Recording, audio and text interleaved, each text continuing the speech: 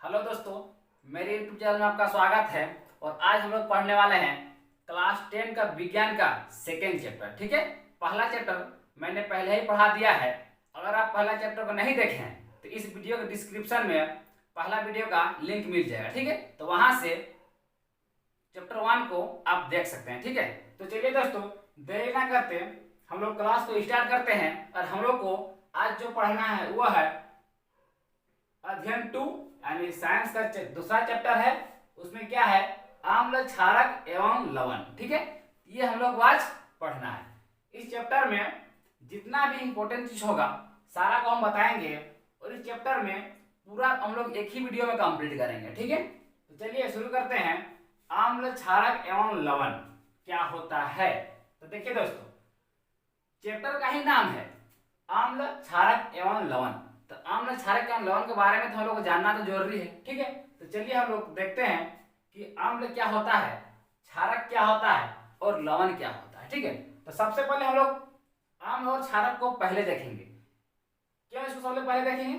क्योंकि दोनों थोड़ा सिमिलरली होता है। ठीक है, थोड़ा दोनों में सिर्फ अपोजिट रिलेशन होता है, ये एक दूसरे से अपोजिट है। ठीक है, इसीलिए हम लोग दोनों को एक साथ पढ़ेंगे और लवण हम लोग इसके बाद पढ़ेंगे। ठीक है, देखिए आम्ल क्या होता है। आम्ल को हम लोग इंग्लिश में एसिड बोलते हैं। ठीक है, आम्ल को इंग्लिश में क्या बोलते हैं? एसिड। एसिड जो है ये लैटिन भाषा का शब्द से लिया गया है, एसिड शब्द को। ठीक है, देखिए आम्ल क्या होता है, ये स्वाद में खट्टे होते हैं। तो आम्ल जो होता है ये स्वाद में खट्टा होगा। अगर इसको आप चख के देखिएगा, इसको आप अगर अपना से चख के देखिएगा तो देखिएगा ये खट्टा लगेगा, है ना। तो उसी को हम लोग क्या बोलेंगे? आम्ल बोलेंगे। जैसे कि हम नींबू को आप चख के देखिए तो खट्टा लगता है ना, तो उसी को हम आम्ल बोलते हैं। जो उसका जैसे इमली हो गया, जितना भी खट्टा चीज हो गया, ठीक है, वो सब क्या है? सब आम्ल है। ठीक है, इसीलिए यहाँ पर लिख दिया है कि ये स्वाद में खट्टे होते हैं। ठीक है, दूसरा पॉइंट। अब दूसरा पॉइंट देखिए, ये नीले लिटमस पत्र को लाल में बदल देता है। ठीक है, अगर आप मान लेते हैं ये कटोरी ले लिए आप, ठीक है, यहाँ पर क्या किए आप, इसमें आम्ल डाल दिए। ठीक है, यहाँ आम्ल डाला हुआ है। ठीक है, अगर इसमें आप कोई भी एक लिटमस पत्र, ठीक है, कोई भी लिटमस पत्र को यानी अगर नीला लिटमस पत्र को अगर इसमें आप डाल देते हैं, ठीक है, तो ये क्या होगा? लाल में परिवर्तन हो जाएगा। इसका कहने का मतलब है अगर ये लिटमस पत्र पहले से अगर नीला है, ठीक है, तो इसको आप डुबाते हैं अगर इस अम्ल में यानी इस एसिड में, तो क्या हो जाएगा? लाल में परिवर्तन हो जाएगा। ठीक है, तीसरा पॉइंट देखिए, ये जेल विलयन में H+ आयन देता है। कहने का मतलब है कि जब भी हम लोग अम्ल को अगर पानी में डुबाते हैं या पानी में उसको हम मिलाते हैं तो हमेशा H+ आयन देगा वो।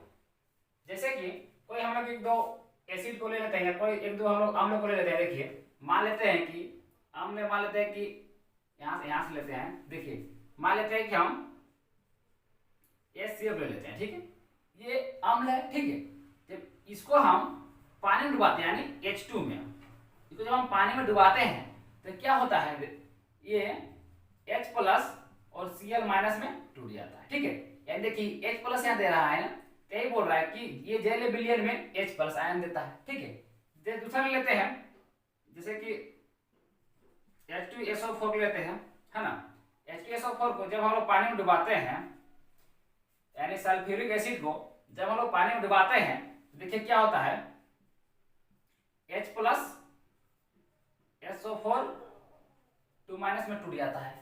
ठीक है, तो देखिए यहाँ पर भी H+ में टूट जा रहा है ना। इसका मतलब क्या है? अगर कोई भी अगर एसिड को यानी कोई भी अगर अम्ल को अगर पानी में डुबाते हैं तो हमेशा वो H+ आयन देगा, हमेशा वो H+ आयन देगा। ठीक है, उसका बाद देखिए क्या है? परमल अम्ल। देखिए परमल अम्ल क्या है? जैसे कि HCl हो गया, है ना, हाइड्रोक्लोरिक अम्ल हो गया, जैसे, है ना, ये हो गया सल्फ्यूरिक अम्ल हो गया।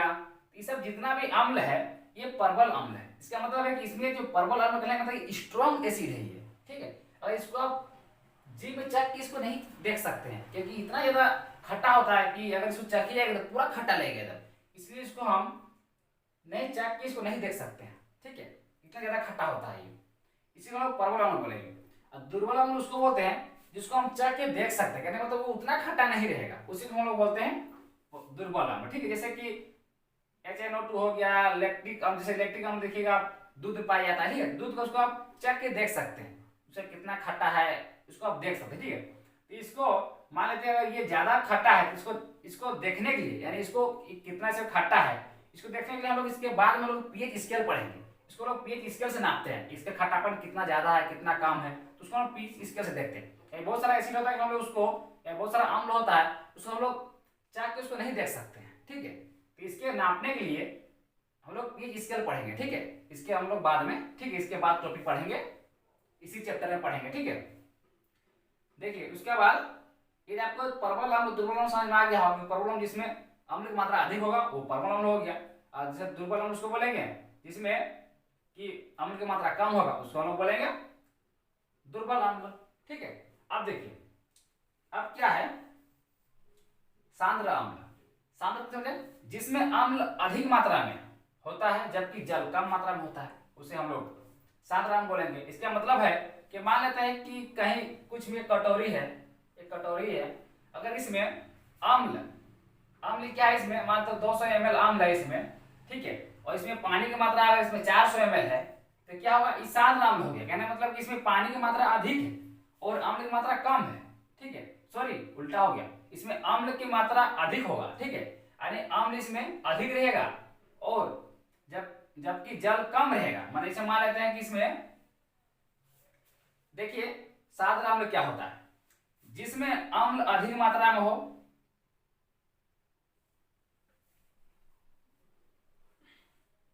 देखिए देखिए अब देखिए इसके बाद देखिए क्या है सांद्र अम्ल। सांद्र अम्ल क्या होता है, जिसमें अम्ल अधिक मात्रा में हो, जिसमें अम्ल अधिक मात्रा में होता है जबकि जल कम मात्रा में होता है, उसे हम लोग सांद्र अम्ल बोलते हैं। इसका मतलब है कि मान लो कटोरी है यहाँ पर, ठीक है, इसमें अम्ल अधिक है, मान लेते हैं अम्ल इसमें मान लेते हैं यहाँ पर इसमें 50% अम्ल है, ठीक है, और जल में मान लेते हैं यहाँ पर जल 20% है, तो क्या हो गया सांद्र अम्ल हो गया, क्योंकि इसमें पानी की मात्रा इसमें कम है, ठीक है, और अम्ल की मात्रा अधिक है, इसीलिए इसको हम लोग बोलेंगे सांद्र अम्ल। सांद्र अम्ल याद हमेशा रखना है कि ये इसमें अम्ल की मात्रा अधिक होता है, पानी की मात्रा कम होता है, ठीक है। देखिए तनु अम्ल, तनु अम्ल क्या था, उसका ऑपोजिट, जिसमें अम्ल की मात्रा में जैसे अम्ल का कम मात्रा में होता है और जबकि जल अधिक मात्रा में होता है, उसका ऑपोजिट, जैसे कि इसमें क्या है कि अम्ल कम रहेगा, मतलब अम्ल यहाँ पर 20% है और यहाँ पर जल 80% है, तो क्या हो गया तनु अम्ल हो गया, क्योंकि इसमें क्या है, इसमें जल की मात्रा अधिक है, ठीक है, इसको हम लोग बोलेंगे तनु अम्ल। आई थिंक आपको अम्ल के बारे में पूरा समझ में आ गया होगा। चलिए अब देखते हैं क्षारक क्या होता है। ये स्वाद में कड़वे होते हैं, ठीक है, यानी इसको हम जब चख के देखेंगे ना ये स्वाद में कड़वा होगा।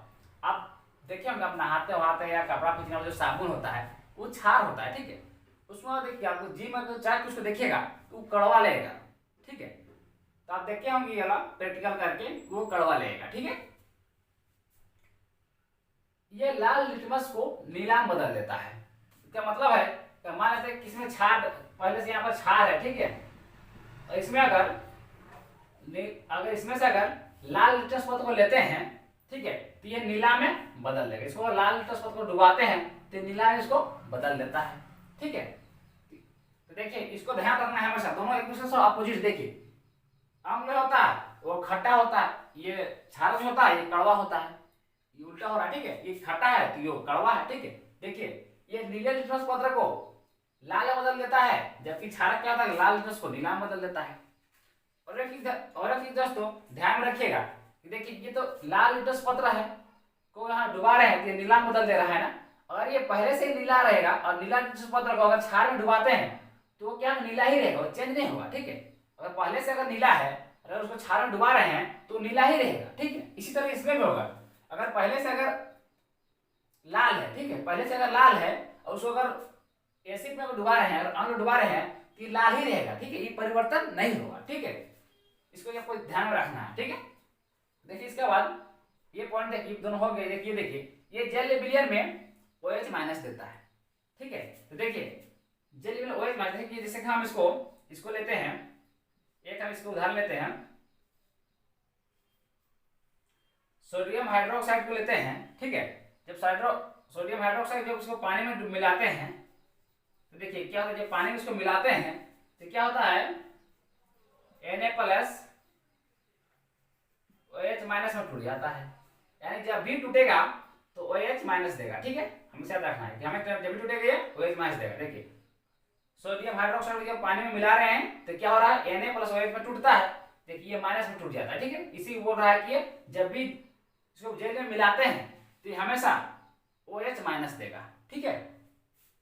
दूसरा देखिए पोटेशियम हाइड्रोक्साइड को लेते हैं, जैसे कि इसको लेते हैं, देखिए क्या होगा, जब पानी उसको डुबाते हैं तो क्या होता है, पानी उसको डुबाते हैं क्या होता है कि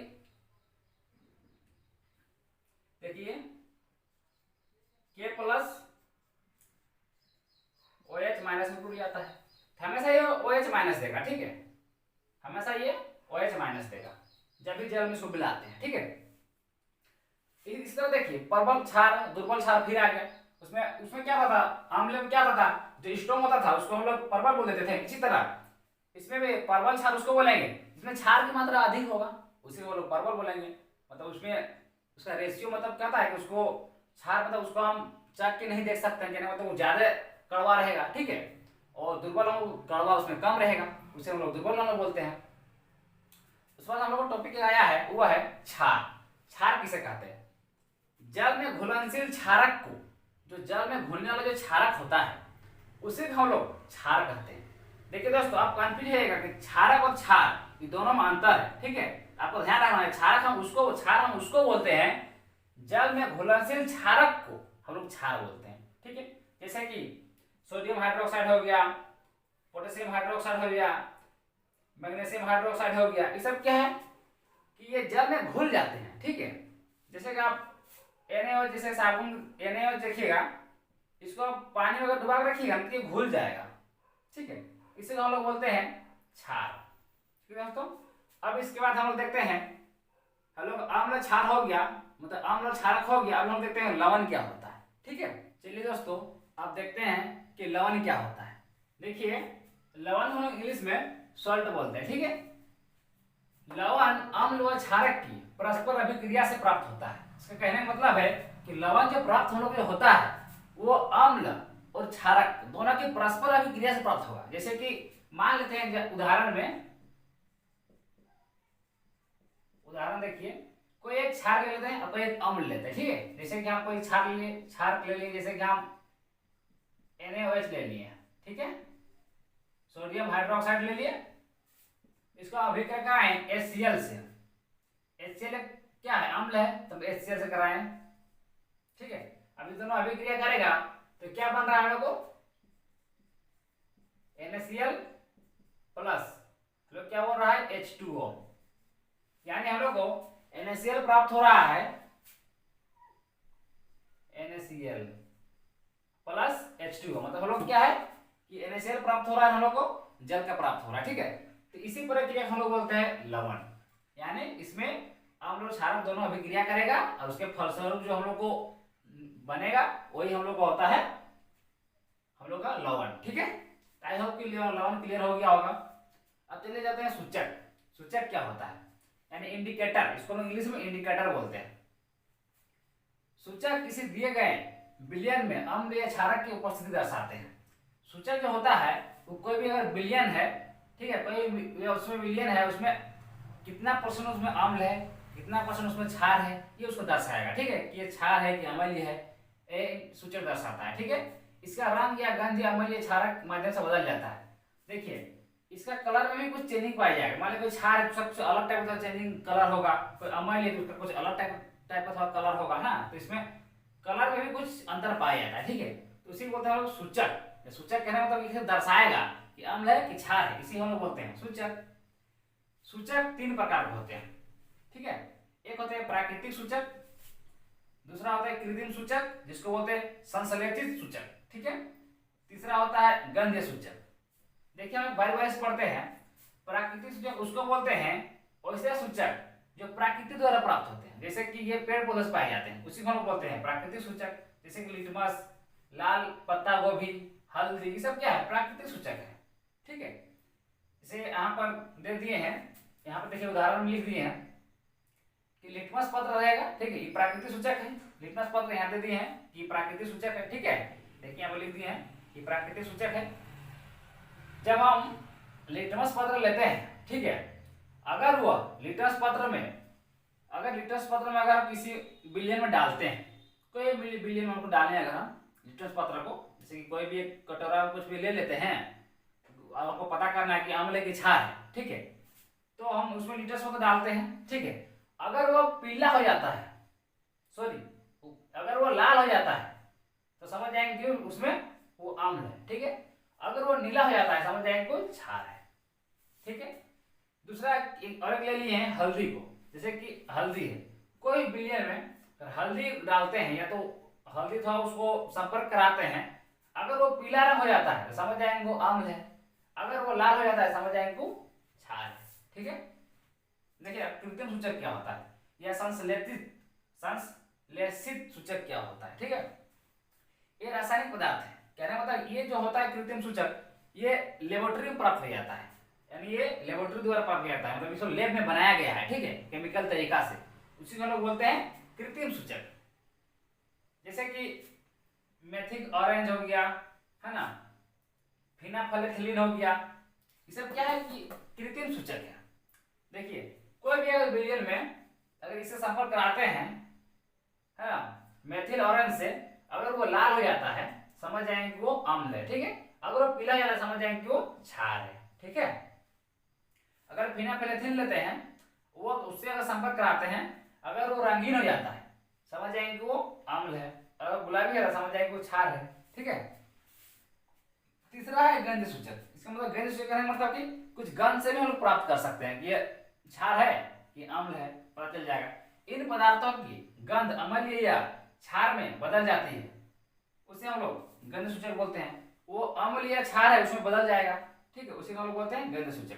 जैसे कि ले लेते हैं प्याज और लौंग तेल का ले लेते हैं। ठीक है, जैसे कि अब क्या ले लिया, जैसे कि प्याज ले लिए। ठीक है, जैसे प्याज ले लिए हैं, प्याज में क्या होता है कि अगर उसे अगर संपर्क कराते हैं, कोई भी अगर विलयन में संपर्क कराते हैं उसको, ठीक है, हमको पता करना है कि वो क्षार है कि अम्ल है, तो उसको संपर्क कराएंगे। ठीक है, जब संपर्क कराएंगे तो अगर तीक्ष्ण अगर गंध आएगा, मतलब हल्का, मतलब तीक्ष्ण गंध, मतलब एकदम नहीं का हल्का गंध, तो उसी जैसा गंध आएगा, सेम टू सेम। अगर थोड़ा सा हल्का चेंजिंग आया तीक्ष्ण गंध, तो समझ जाएंगे वो क्या है, आम्ल है। तब थोड़ा सा गंध करा रहा है तो समझ जाएंगे कि क्या है, आम्ल है। ठीक है, और उसमें कोई गंध नहीं आ रहा है तो गंध कोई कुछ गंध आई भी नहीं कर रहा, हम पूरा जैसे कोई से ही मतलब गंध आ रहा है। ठीक है, कोई चेंजिंग नहीं आ रहा है, तो बोलते हैं कि क्षार है। ठीक है, जैसे कि हो गया, आप दूसरा ले लिए हैं वेनिला ले लिए हैं। ठीक है, वेनिला आप देखे होंगे आइसक्रीम में डाला जाता है ऊपर में, आप वेनिला आइसक्रीम खाए होंगे। ठीक है, तो उसमें अगर उससे अगर संपर्क कराते हैं, अगर उसमें कोई चेंजिंग अगर नहीं आ रहा है, समान रहता है, मतलब जैसे है उसी तरह रहता है। ठीक है, तो समझ जाएंगे कि ये आम्ल है। और कोई गंध नहीं, अगर उसमें कोई गंध ही नहीं है तो समझ जाएंगे कि वो क्षार है। ठीक है, एक लिए लौंग का तेल ले लिए हैं। लौंग का तेल में क्या है, उसी संपर्क कराते हैं उससे, अगर समान रहता है, कोई चेंजिंग नहीं आता है, तो समझ जाएंगे कि अम्ल है। अगर थोड़ा कोई गंध नहीं आता है समझ जाएंगे कि क्षार है। ठीक है, तो आई थिंक कि आपको लवण और सूचक क्या होता है, सूचक के तीनों प्रकार आपको समझ में आ गया होगा। ठीक है, चलिए अब आगे देखते हैं। देखिए इसके बाद क्या है, अम्ल और क्षारक के रासायनिक गुण। ठीक है, अम्ल और क्षारक के रासायनिक गुण, यानी अम्ल और क्षारक के रासायनिक गुण के बारे में हम लोग देखेंगे। ठीक है, धातु की प्रक्रिया, हम लोग धातु की प्रक्रिया को देखेंगे। ठीक है, कोई भी एक धातु लेते हैं और उसको हम लोग अम्ल और क्षार दोनों से अभिक्रिया करा देखते हैं क्या होता है। ठीक है, मान लें यहाँ पर लिख दिए हैं कि अम्ल के साथ अभिक्रिया इधर करा रहे हैं, इधर क्षार के साथ अभिक्रिया करा रहे हैं। ठीक है, देखिए अम्ल क्षार कभी भी अभिक्रिया करेगा तो लवण और हाइड्रोजन गैस उत्पन्न करेगा। ठीक है,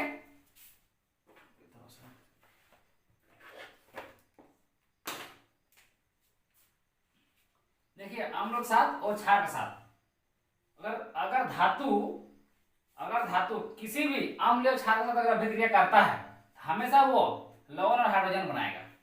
ठीक है, देखिए एग्जांपल में, जैसे कि HCl क्या है यहाँ पर, अम्ल है। ठीक है, जिंक क्या है यहाँ पर, धातु है।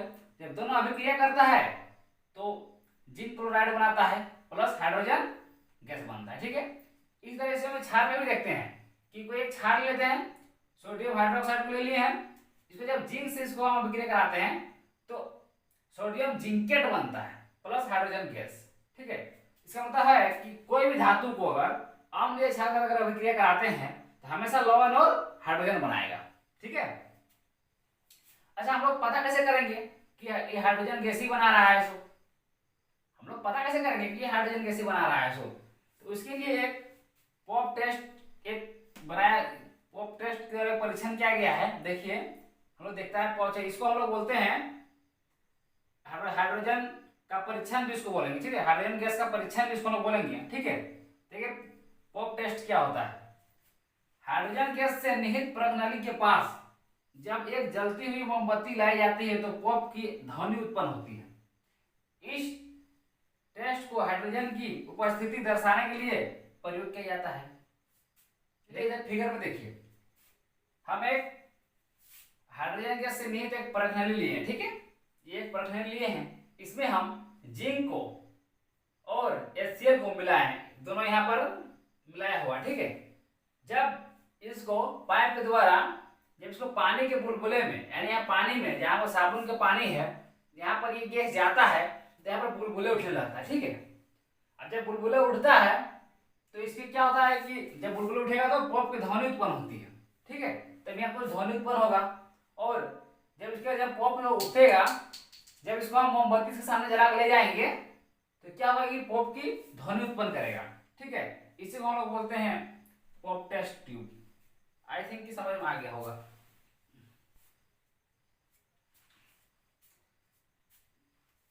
देखिए पॉप टेस्ट ट्यूब क्या होता है। Pop test tube hydrogen gas की निहित प्रज्ञाली के पास जब एक जलती हुई मोमबत्ती लाई जाती है तो पॉप की ध्वनि उत्पन्न होती है। इस टेस्ट को हाइड्रोजन की उपस्थिति दर्शाने के लिए उपयोग किया जाता है। देखिए फिगर में देखिए कि एक हम हाइड्रोजन प्रज्ञाली एक निहित एक प्रज्ञाली ले लिए हैं। ठीक है, इसमें क्या है कि जिंक है और HCl मिला हुआ है। ठीक है, जब ये इसको पाइप के द्वारा इसको हम साबुन के पानी में जब इसको ले जाते हैं तो हाइड्रोजन गैस है, तो हाइड्रोजन हमेशा ये ऊपर उठने खोजेगा ना, कि गैस है तो हमेशा ऊपर उठेगा। जब इसको पानी में यहाँ पर डुबाते हैं साबुन के पानी में तो ये बुलबुला उठने लगता है। ठीक है, और जब बुलबुला उठता है, अब जब बुलबुला उठने के बाद हम मोमबत्ती को ले जाते हैं सामने इसका, तो पॉप की आवाज सुनाई देता है। तो क्या यहाँ लिख दी है कि पॉप की ध्वनि उत्पन्न होती है। ठीक है, तो इसी को हम लोग बोलते हैं पॉप टेस्ट। ठीक है, तो आई थिंक आपको पॉप टेस्ट क्लियर हो गया होगा। ठीक है, कि धातु कार्बोनेट तथा बाइकार्बोनेट की प्रक्रिया, इसमें वो देखेंगे कि धातु कार्बोनेट है और बाइकार्बोनेट जो है, ये दोनों अम्ल के साथ और क्षार के साथ किस तरह प्रतिक्रिया करता है, यानी किस तरह ये अभिक्रिया करता है, उसको हम लोग देखेंगे। ठीक है, देखिए अम्ल के साथ और क्षार के साथ, देखिए क्षार के साथ कोई अभिक्रिया नहीं करता है। अगर कहीं धातु कार्बोनेट तथा बाइकार्बोनेट का रहा तो क्षार के साथ अभिक्रिया नहीं करेगा।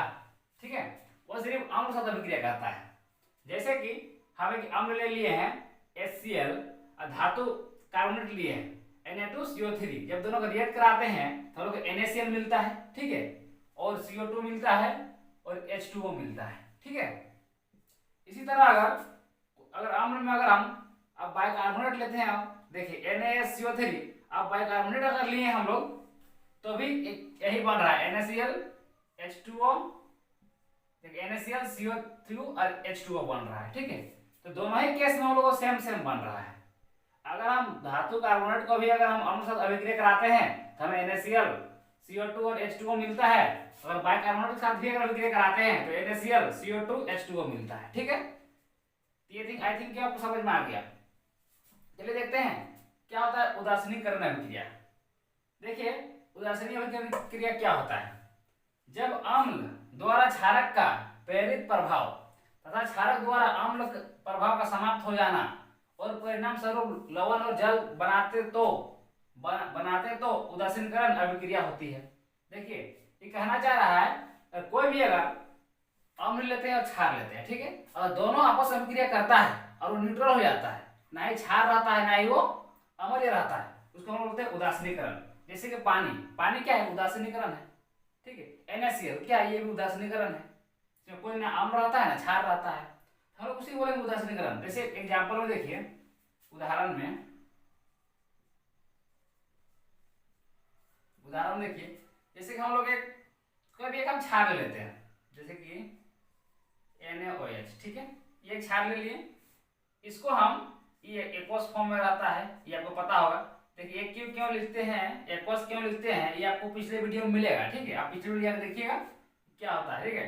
ये एक्वस फॉर्म में होता है, प्लस जब इसको हम अम्ल के साथ अभिक्रिया करेंगे, माने अम्ल HCl, इसके साथ हम ये भी एक्वस फॉर्म में रहता है, जब दोनों से हम लोग अभिक्रिया कराते हैं तो हम प्राप्त क्या होता है, अब देखेंगे प्राप्त होता है NaCl, जो कि ये भी एक्वस फॉर्म में होता है, प्लस H2O, जो कि लिक्विड फॉर्म में होता है, ठीक है। तो हम लोग इसमें क्या देख रहे हैं कि अगर अम्ल क्षार दोनों को अगर प्रभाव का आ रहे हैं तो हम लोग को NaCl प्लस H2O मिल रहा है, हम लोग ना ही हम लोग को क्षार मिल रहा है ना ही अम्ल मिल रहा है, हम लोग को ये उदासीन मिल रहा है, ठीक है। ना इसमें अम्ल की कुछ मात्रा पाया जा रहा है, ना इसमें कोई क्षार की मात्रा पाया जा रहा है, उसी को हम लोग बोलते हैं उदासीनीकरण। आई होप ये क्लियर हो गया होगा, ठीक है। और ये तो हम लोग पहले ही पढ़ चुके हैं कि जब भी कोई भी अम्ल अगर धातु से अभिक्रिया करेगा तो हमेशा लवण का उत्पादन करेगा, लवण हमेशा बनेगा, इसी जस्ट पीछे पढ़े हैं, ठीक है। इसलिए देखिए यहाँ भी लवण बना रहा है, यहाँ भी लवण बना रहा है, क्योंकि धातु से अभिक्रिया कराया है ना। तो इसमें क्या गया, दोनों का अभिक्रिया है, हम लोग NaCl बन रहा है प्लस H2O बन रहा है, ठीक है। तो आई थिंक आपको ये क्लियर हो गया होगा। चलिए दोस्तों देखते हैं कि pH स्केल क्या होता है। देखिए दोस्तों, pH स्केल किसी बिलियर में उपस्थित अम्ल या क्षार की सांद्रता ज्ञात करने के लिए एक स्केल का विकसित किया गया है, जिसे हम pH स्केल कहते हैं।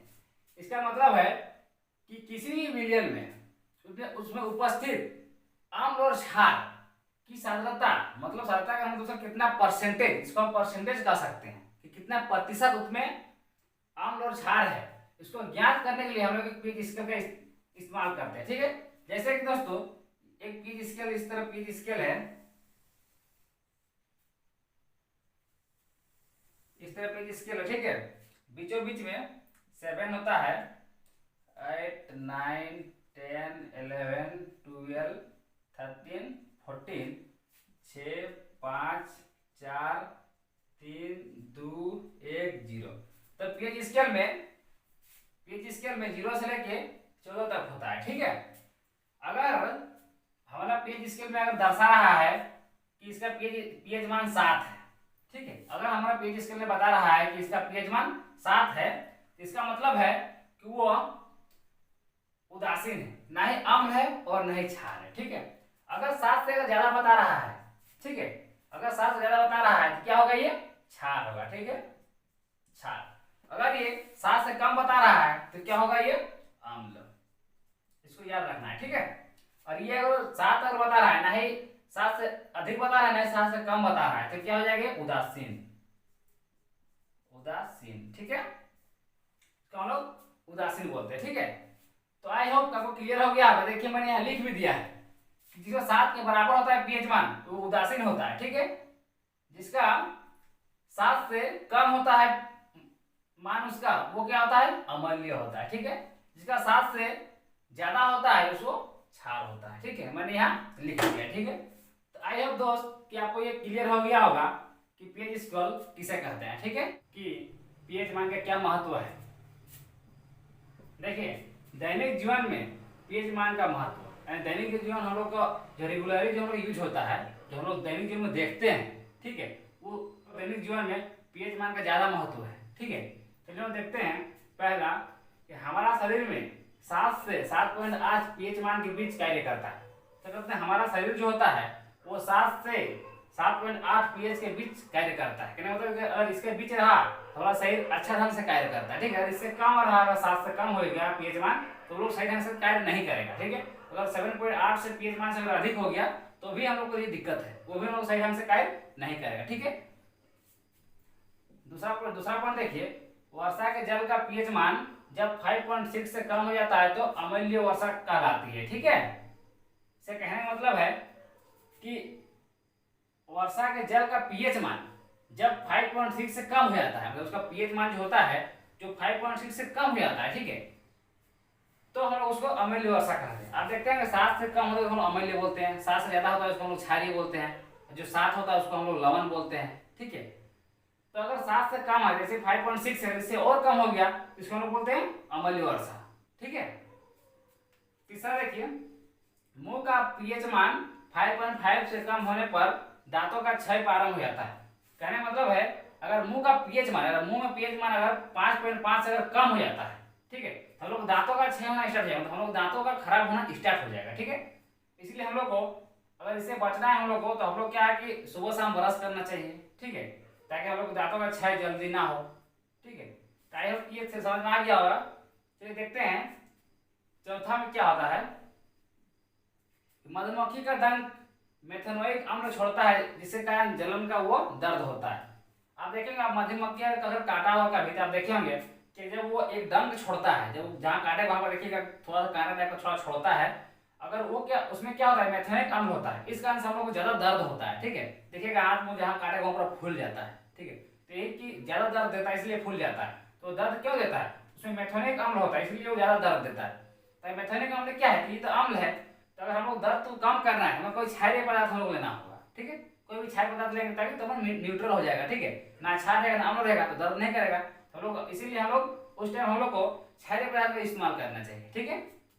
देखिए पांचवा में, अच्छी उपज के लिए पौधों को विशिष्ट पीएच मान की आवश्यकता होती है। इससे कहने मतलब है, अगर हम कोई भी अगर उपजाऊ होता है, कोई भी खेती बाड़ी अगर होता है, तो क्या है कि उसके मिट्टी का पीएच मान उसकी आवश्यकता के हिसाब से होना चाहिए, तभी वो पौधे अच्छा से मतलब विकसित होगा, ये अच्छा से खेती होगा उस जगह पे। तो खेती बाड़ी के लिए भी क्या आता है कि पीएच मान की जरूरत पड़ता है, ठीक है। सभी खेती के लिए अलग अलग पीएच मान की जरूरत पड़ता है ना। कुछ ये दूसरा आप कुछ चीज का खेती कर रहे हैं, मान लीजिए आप कोई सब्जी खेती कर रहे हैं, तो दूसरा जगह में क्या होता है कि उसके पीएच मान उसको जिस तरह चाहिए उस तरह का नहीं मिलता है, तो वो ठीक से खेती नहीं होगा, ठीक है। इसीलिए बोल रहे हैं कि पीएच मान जो होता है खेती बाड़ी के लिए भी आवश्यक है, कोई भी अगर पेड़ पौधा के विशिष्ट के लिए आवश्यक है। तो आई होप कि दैनिक जीवन के पीएच मान का महत्व आपको कुछ समझ में आ गया होगा, ठीक है। चलिए दोस्तों देखते हैं कि क्षारक के साथ अधात्विक की अभिक्रिया कैसे होती है, ठीक है। देखिए दोस्तों, अधात्विक कहने का मतलब है कि एक तरह का ये अम्ल है, ठीक है, इसको हम अम्ल कह सकते हैं, ठीक है। इस अधात्विक को हम अम्ल कह सकते हैं। देखिए यहाँ पर क्षारक प्लस अधात्विक ऑक्साइड, मतलब अधात्विक ऑक्साइड कहने का मतलब कि कोई भी अम्ल रहेगा, ठीक है, तो हमेशा वो लवण प्लस जल बनाएगा। हालांकि इसे पिछले टॉपिक में भी देख चुके थे कि जब भी क्षारक और अम्ल अभिक्रिया करता था तो लवण और जल ही देता था, ठीक है। तो एग्जाम्पल देखिए दे दिए हैं, देखिए CaOH2 है यानी कैल्शियम हाइड्रोक्साइड है। इसको आप देखिए कैल्शियम हाइड्रोक्साइड को हम कार्बन डाइऑक्साइड से हम रिएक्शन करवा रहे हैं, मतलब ये तो क्षार है ये अम्ल है, जब दोनों का अभिक्रिया करवा रहे हैं तो कैल्शियम कार्बोनेट मिल रहा है प्लस H2O, मतलब लवण मिल रहा है और जल मिल रहा है, ठीक है।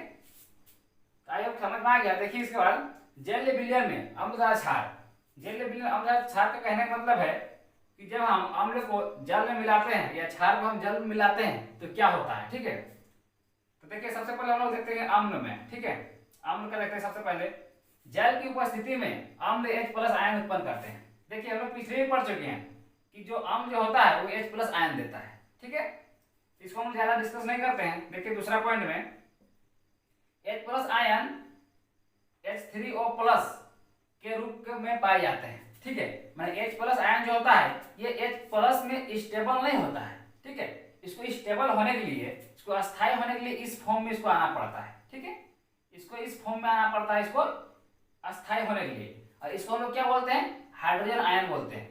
H3O+ को हम लोग क्या बोलते हैं, हाइड्रोजन आयन बोलते हैं, इस रूप में पाए जाते हैं, ठीक है। उदाहरण देखिए, जैसे कि H+ है, जब इसको हम लोग पानी के साथ यानी जल हम लोग जल को जलीय विलयन पढ़ रहे हैं ना, जल के साथ मिला रहे हैं, देखिए H हम लोग जल के साथ मिला रहे हैं, हम लोग क्या बन रहा है, H3O पॉजिटिव बन रहा है ना, प्लस बन रहा है, क्योंकि H3O पॉजिटिव भी इसका अस्थायी रूप होता है, ठीक है। इसीलिए देखिए जब ये दोनों हाइड्रोजन को जब हम H2 के साथ अभिक्रिया कराते हैं तो H3O+ बनता है, ठीक है।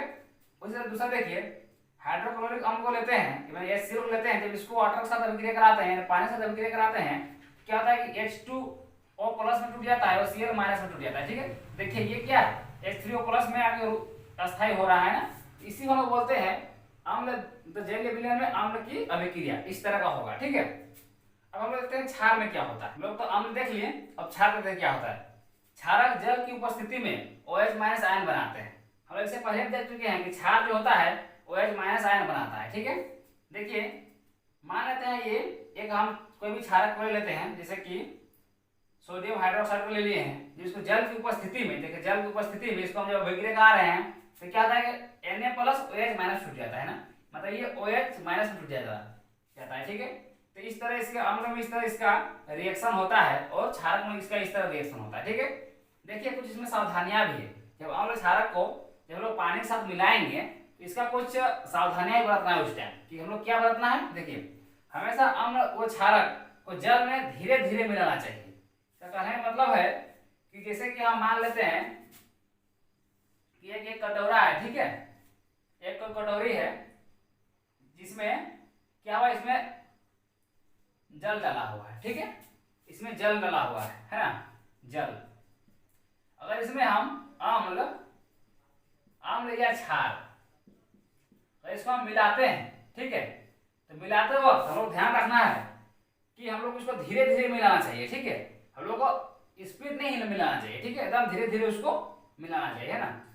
देखिए एक यहाँ ध्यान रखिएगा कि अम्ल को लोग पानी में मिला सकते हैं। ठीक है, लेकिन हम लोग पानी को अम्ल में नहीं मिला सकते हैं, ये सुइटेबल नहीं है। ठीक है, इसीलिए हम हमेशा क्षार रहे चाहे अम्ल रहे हमेशा पानी में मिलाएंगे। ठीक है, आई होप कि क्लियर हो गया होगा कि देखिए मान लेते हैं कि यहाँ पर दूसरा कटोरी लेते हैं, इसमें क्या है कि अम्ल है या तो फिर क्षार है। ठीक है, अम्ल या फिर क्षार है इस कटोरी में। ठीक है, तो इसमें हम पानी नहीं मिला सकते, इधर से ऐसा पानी इसमें नहीं डाल सकते हैं, इस तरह नहीं हो सकता है। ठीक है, इस सुइटेबल नहीं है।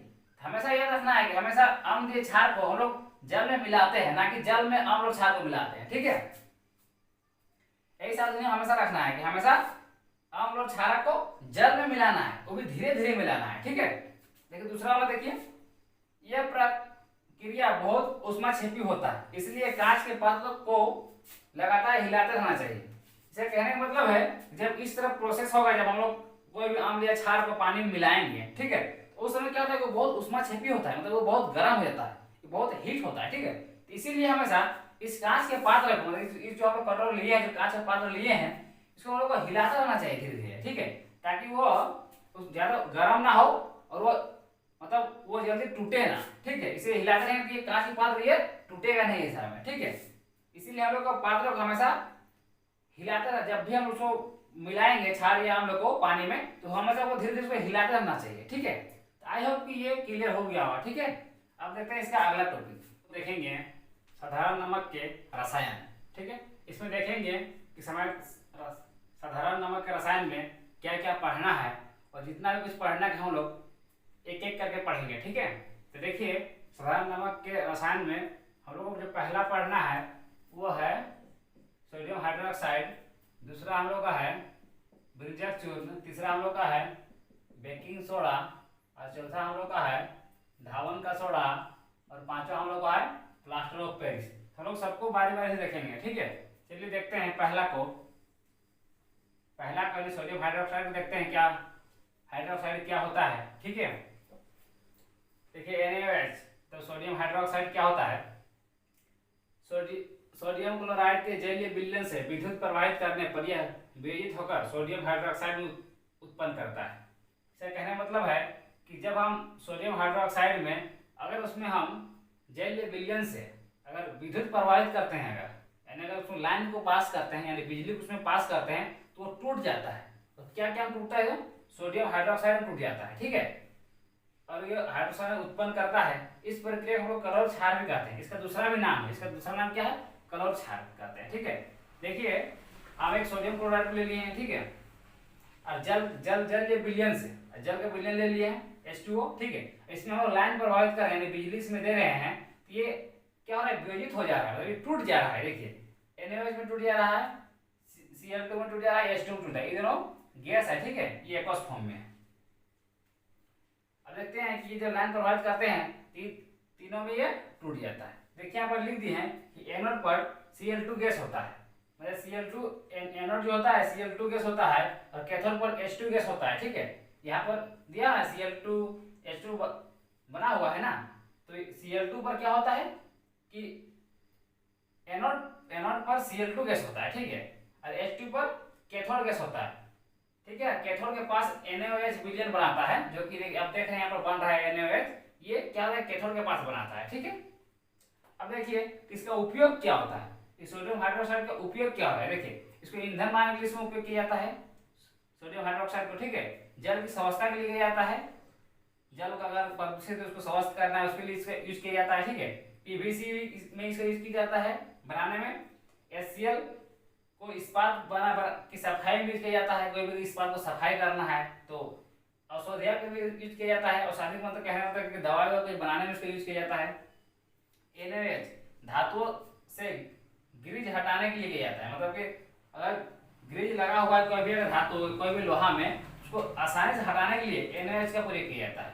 इसको साबुन बनाने के लिए भी इसका प्रयोग किया जाता है और कागज बनाने के लिए भी इसका प्रयोग किया जाता है। ठीक है, तो आई होप कि आपको समझ में आ गया कि सोडियम हाइड्रोक्साइड क्या होता है। चलिए आप देखते हैं कि ब्रिंजक चूर्ण क्या होता है। ठीक है, देखिए ब्रिंजक चूर्ण शुष्क बुझे हुए चूने यानी CaOH2, इसी को हम लोग शुष्क बुझा हुआ चूना बोलते हैं, पर क्लोरीन की प्रक्रिया यानी उसमें क्लोरीन की क्रिया होगा। ठीक है, से हमें ब्रिंजक चूर्ण प्राप्त होगा। यानी जब शुष्क बुझा हुआ चूना में हम लोग क्लोरीन को मिलाएंगे तो हमें ब्रिंजक चूर्ण प्राप्त होगा। ठीक है, जैसे कि यहाँ पर देखिए ये क्या है हम लोग का, ये शुष्क बुझा हुआ चूना है यानी CaOH2, इसको हम जब क्लोरीन के साथ अभिक्रिया कराते हैं तो क्या बनता है CaOCl2, जिसको हम लोग बोलते हैं ब्रिंजक चूर्ण। ठीक है, और हम लोग को H2O प्राप्त होगा, हम लोग ये जल देता है। ठीक है, देखिए इसका उपयोग कहाँ होता है, ब्रिंजक चूर्ण का उपयोग किस काम में होता है। ठीक है, देखिए वस्त्र उद्योग में सूती व लिनन के ब्रिंजन के लिए, मतलब कि कोई भी वस्त्र उद्योग होता है जहाँ पर कपड़ा का फैक्ट्री होता है, जहाँ कपड़ा बनता है, वहाँ सूती और लिनन को उसको व्हाइट करने के लिए, उसको सादा बना करने के लिए इसका उपयोग किया जाता है। ठीक है, किसका, ब्रिंजक चूर्ण का। दूसरा है कागज की फैक्ट्री में लकड़ी के मज्जा के ब्रिंजन के लिए, यानी जहाँ पर कागज का फैक्ट्री है, जहाँ पर कागज बनाया जाता है, जैसे कि लकड़ी का कागज बनता है तो लकड़ी क्या होता है उसको पीसने के बाद उसको व्हाइट करने के लिए, ठीक है, ब्रिंजक चूर्ण का उपयोग किया जाता है। ठीक है, रासायनिक उद्योगों में एक उपचायक के लिए के रूप में भी, यानी रासायनिक यानी उद्योगों में भी, थोड़ा बहुत रासायनिक उद्योगों में इसका उपयोग किया जाता है। ठीक है, चौथा है कि पीने वाले जल को जीवाणुओं से मुक्त करने के लिए भी, पीने वाले पानी को जल में जो भी जीवाणु होते हैं उसको हटाने के लिए भी इसका उपयोग किया जाता है। आप देखेंगे इसका ब्रिंजक चूर्ण को हम लोग ब्लीचिंग पाउडर ही बोलते हैं। ठीक है, आई होप ये समझ में आ गया। चलिए आप देखते हैं कि बेकिंग सोडा क्या होता है। ठीक है, देखिए बेकिंग सोडा क्या होता है। बेकिंग सोडा का फार्मूला क्या होता है, देखिए NaHCO3। ठीक है, ये रासायनिक सूत्र क्या होता है इसका, NaHCO3। चलिए देखते हैं बेकिंग सोडा क्या होता है। बेकिंग सोडा NaHCO3 यह एक दुर्बल असंक्षारक है। तो ये बेकिंग सोडा जो होता है ये दुर्बल होता है यानी बहुत कमजोर। ठीक है, असंक्षारक मतलब है कि ये कभी जंग नहीं लगता है, मतलब ये लॉन्ग लास्टिंग है, मतलब ज्यादा दिन तक ये टिकता है। ठीक है, इसीलिए हम इसको असंक्षारिक बोलते हैं। ठीक है, इसे जंग भी नहीं लगता है। ठीक है, चलिए देखते हैं इसे। जैसे कि सोडियम क्लोराइड को और कार्बन डाइऑक्साइड और जल और अमोनिया को मिलाते हैं तो हम लोग को प्राप्त होता है अमोनियम यानी NH4Cl, ये अमोनियम, और ये NaHCO3 यानी हम लोग बेकिंग सोडा प्राप्त होता है। ठीक है, देखिए इसको खाना पकाते समय गर्म करने पर, देखिए खाना पकाते समय गर्म करने पर क्या होता है, जब हम लेते हैं बेकिंग सोडा को, ठीक है, जब इसको हम खाना पकाते समय गर्म करते हैं तो ये NaCO3 में टूट जाता है। ठीक है, और H2O और CO3 में टूट जाता है। ठीक है, देखिए इसका उपयोग क्या होता है बेकिंग पाउडर बनाने में। देखिए बेकिंग सोडा और बेकिंग पाउडर दोनों अलग है। ठीक है, बेकिंग सोडा से ही बेकिंग पाउडर को बनाया जाता है। ठीक है, इसे बनाने में इसका उपयोग किया जाता है। यह एंटीसीड का एक संघटक है। ठीक है, तीसरा है अग्निशामक के इस्तेमाल, मतलब इसे जब कहीं आग लगता है तो आग बुझाने में भी इसका उपयोग किया जाता है। ठीक है, आप देखेंगे सोडा का उपयोग कुछ चीज को फुलाने में होता है, जैसे कि आप पाउडर देखेंगे बनता है, अब देखिए जो पूरा फुला रहता है, क्या उसमें बेकिंग सोडा डाला हुआ रहता है, इसीलिए वो फूल जाता है। ठीक है, आई होप कि क्लियर हो गया होगा। चलिए अब देखते हैं कि धावन सोडा क्या होता है। ठीक है, चौथा नंबर पे है धोने का सोडा, यानी इसका रासायनिक सूत्र क्या होता है Na2CO3 10H2O। ठीक है, इसका रासायनिक सूत्र होता है। सेम इसी तरह की फॉर्मेशन भी करता है। जैसे देखिए सोडियम कार्बोनेट के पूर्ण क्रिस्टलीकरण से धोने का सोडा प्राप्त होता है। यह एक क्षारीय लवण है। ठीक है, इस लवण का जो है ये चौथा रूप है। ठीक है, देखिए सोडियम कार्बोनेट लिए Na2CO3 10H2O, मतलब जल के 10 अणु को लिए। ठीक है, अब दोनों जब अभिक्रिया करेगा तो क्या है Na2CO3 10H2O बनाएगा, यानी ये धोने का सोडा बनाएगा। ठीक है, अब देखिए इसका उपयोग कहाँ होता है। इसका उपयोग कांच, साबुन एवं कागज उद्योग में होता है। मतलब इसको जहां पर इसका उपयोग होता है कांच, साबुन, कागज उद्योग में इसका उपयोग किया जाता है। ठीक है, दूसरा है इसका उपयोग घरों के साफ सफाई के लिए किया जाता है। इतना समझिएगा हम कि घरों में साफ सफाई के लिए भी इसका यूज किया जाता है। जैसे कि आप सरफ डालते हैं तो उसमें भी जो बनता है ये सब चीज, उसमें भी क्या है ये धावन सोडा का उपयोग किया जाता है। ठीक है, चौथा है जल की अस्थायी कठोरता को हटाने के लिए भी इसका इस्तेमाल किया जाता है।